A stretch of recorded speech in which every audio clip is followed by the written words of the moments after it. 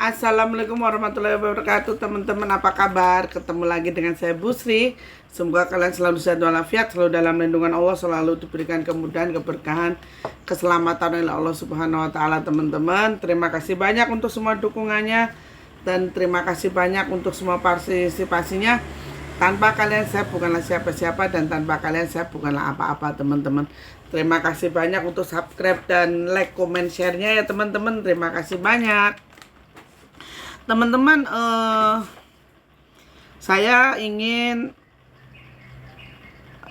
bercerita suatu kejadian di mana ini nih kejadian tuh belum lama terjadi, dan percaya atau tidak percaya bahwasanya mistis atau misteri itu, dunia gaib itu ada ya teman-teman. Dunia gaib itu ada, dan yang jelas apa ya, mau dipercaya ya monggo, enggak ya enggak apa-apa, tergantung penilaian masing-masing ya teman-teman. Jadi ada suatu kejadian di mana kalian ini percaya nggak bahwasanya pocong itu bisa dikirim atau disuruh, teman-teman. Nah, ini ada suatu kejadian teror di satu kampung. Nah, ternyata yang meneror itu penduduk di situ. Jadi dia bersekutu dengan jin, ataupun kalau jin itu ada baik ada yang jahat ya teman-teman. Ini dia jelas bersekutu dengan setan, teman-teman. Dengan cara meneror warga. Nah, karena apa? Karena sakit hati. Orangnya ini pernah hajatan, akan tetapi jarang yang datang gitu loh, teman-teman. Allahu Akbar, gak apa kuwi. Allahu Akbar, keheram. Ya teman-teman, saya dibawain oleh-oleh hasil panen banyak banget, alhamdulillah. Teman-teman, jadi begini, ada suatu kejadian. Jadi orangnya ini dulunya hajatan, terus tetangga ini tidak pada datang. Ya namanya hukum di kampung itu kan hukum tabur tua itu masih erat sekali gitu loh ya teman-teman. Jadi masih erat sekali apa jenenge. Nah, karena ini orangnya jahat dan orangnya itu pengen tahu bukan urusan orang lain, maka sama tetangga di kampung ini agak diceng gitu loh teman-teman, kalau orang Jawa bilang tuh.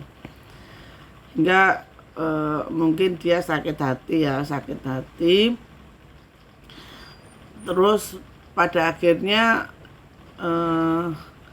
setelah saya ketemu dengan dia ini kan, waktu itu kan pocongnya ini nggak ketok-ketok, nggak teman-teman. Jadi dia itu sering muncul tuh di tempat-tempat tertentu gitu loh teman-teman.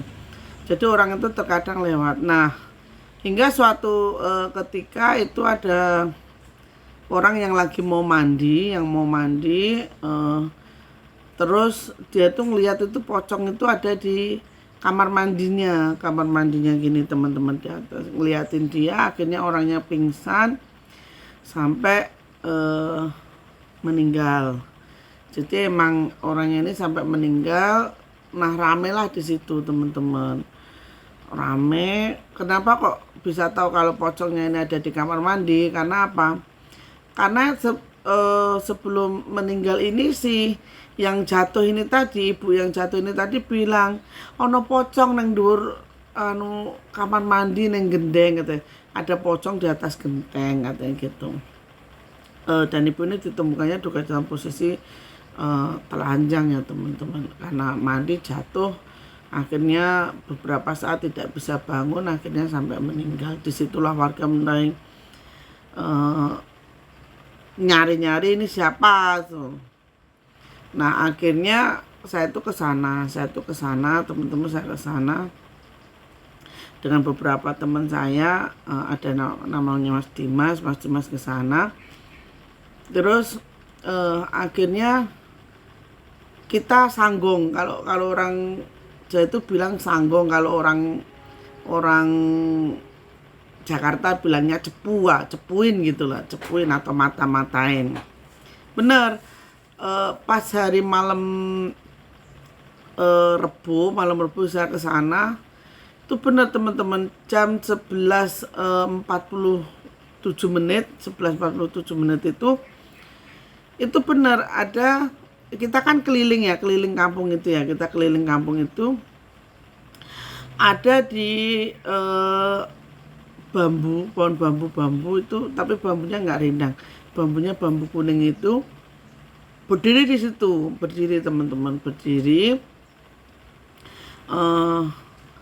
Terus kita liatin pocongnya tuh, kita liatin, pada akhirnya setelah kita liatin dia nggak kabur teman-teman, dia nggak kabur. Terus Mas Dimas ini memang saku ilmunya tinggi, dia Mas Dimas ilmunya tinggi, dan Mas Dimas ini juga orang keraton juga, kejawennya tinggi. Sama Mas Dimas itu dibacain doa-doa buat akhirnya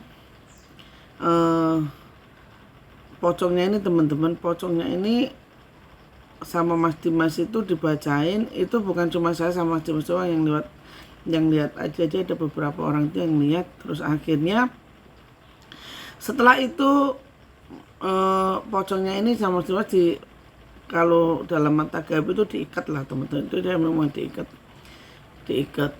Nah, disuruh nunjukin di mana bendoronya. Kalau orang Jawa itu bilang bendoro ya, bendoro itu istilahnya majikan lah, majikan.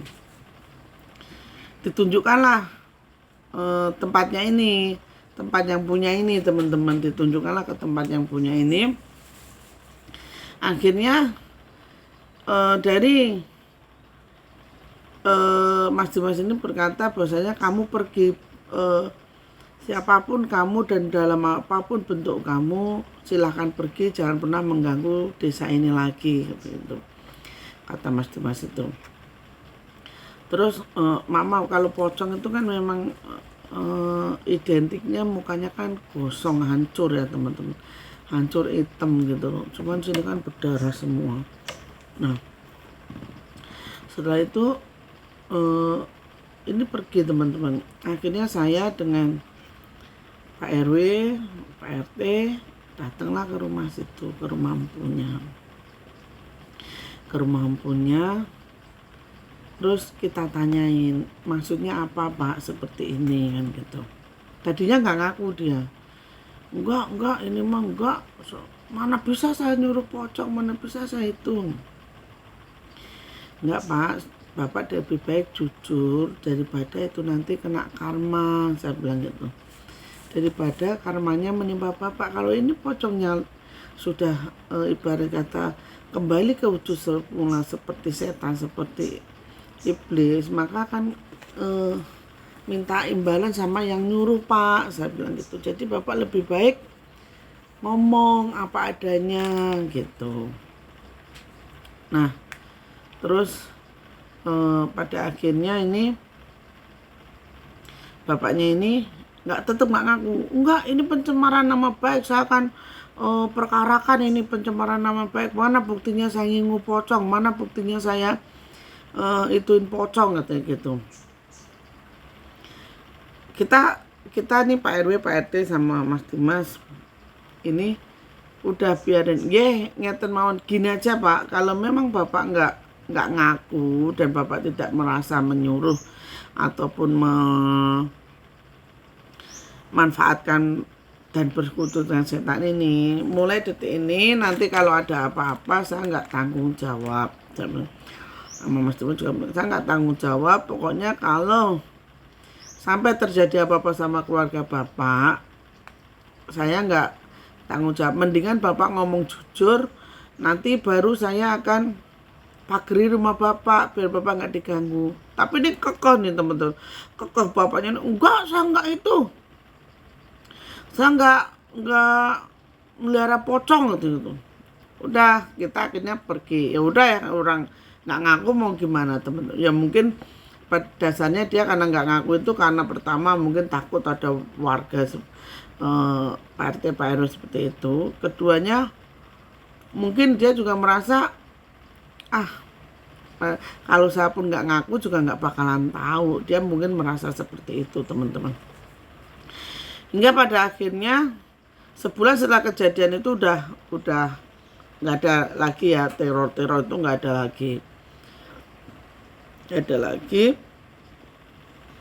Terus di bulan keempat ini, teman-teman, nggak tahu kenapa ya, mungkin udah ajalnya seperti itu, ajalnya memang seperti itu atau enggak, si bapak yang bilang enggak itu tadi itu meninggalnya karena apa?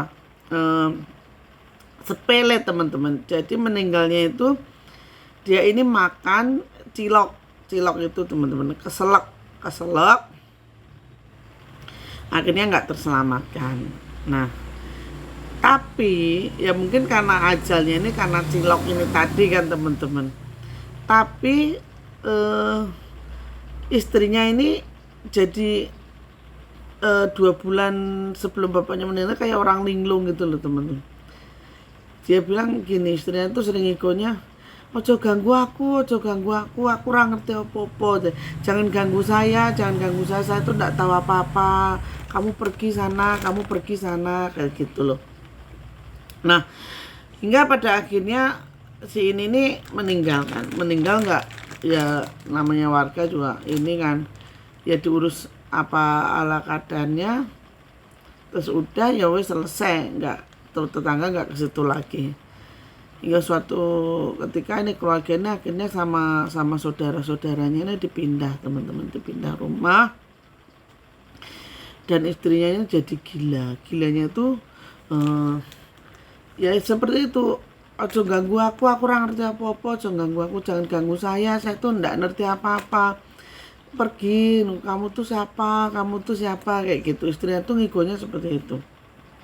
Nah, saya tuh keluarga ini dipindah dari ke bulan ke-8 ini kan, tinggal istrinya ini dipindah sama saudaranya dan mungkin anaknya pindah ke tempat lain. Nah, mungkin teman-teman akan bertanya, nggak mungkin lah pocong bisa disuruh. Kalian jangan salah, teman-teman. Pocong dan segala macam itunya adalah jin, tapi dia jin kafir,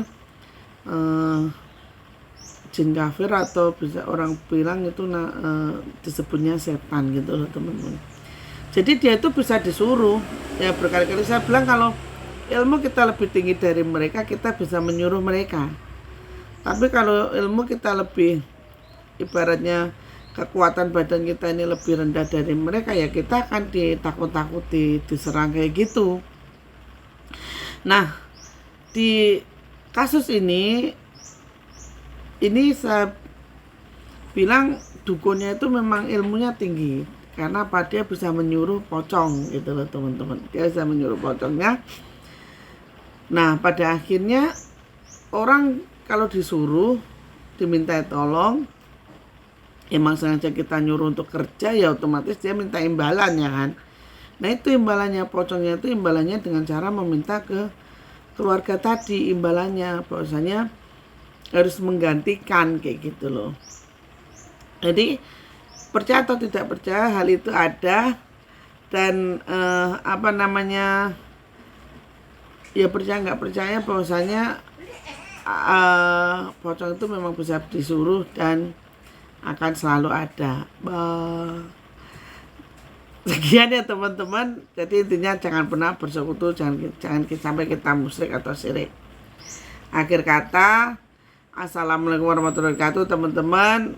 Kurang dan lebihnya mohon dimaafkan. Apabila ada kesalahan, untuk dimaafkan, karena saya manusia tempat salah dan susah. Akhir kata, assalamualaikum warahmatullahi wabarakatuh.